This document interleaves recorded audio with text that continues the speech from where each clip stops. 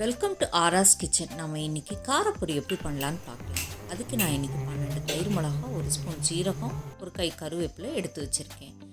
முதல்ல வடை சட்டி எடுத்து வச்சுக்கோங்க. வடை சட்டி சூடானோடனே 4 ஸ்பூன் தேங்காய் எண்ணெய் விட்டுக்கோங்க. எண்ணெய் சூடானோடனே எடுத்து வச்சுருக்க சீரகம் அது கொஞ்சம் பொரிய விடுங்க. பொரிஞ்ச உடனே தயிர் மிளகாவையும் கருவேப்பிலையும் போடுங்க. அடுப்பு சிம்லேயே இருக்கட்டும். பொறுமையாக தயிர் மிளகாய் அந்த இருக்கிற கொஞ்சோண்டு எண்ணெயில் கறிய விடாமல் நல்லா பொரிஞ்சு எடுத்துக்கோங்க.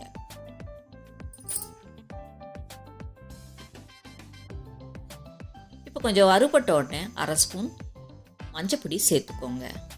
மஞ்சப்பொடி தீய விடாமல் பொறுமையாக சிம்லேயே வறுத்து எடுத்துக்கோங்க. நீங்கள்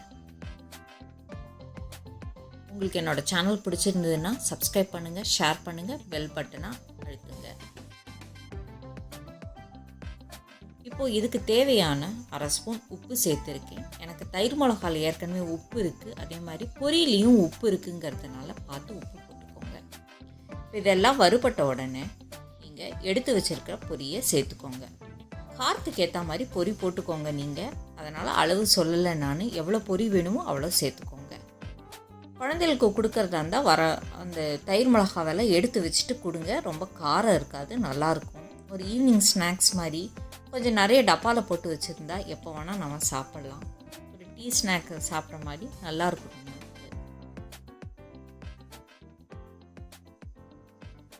கொஞ்சம் பொறுமையாக கரண்டியால் எல்லா இடமும் எண்ணெயும் மஞ்சப்பொடியும் தயிர் மிளகாவும் நல்லா கலந்து வர மாதிரி பொறுமையாக எல்லா பக்கமும் கிண்டி விடுங்க.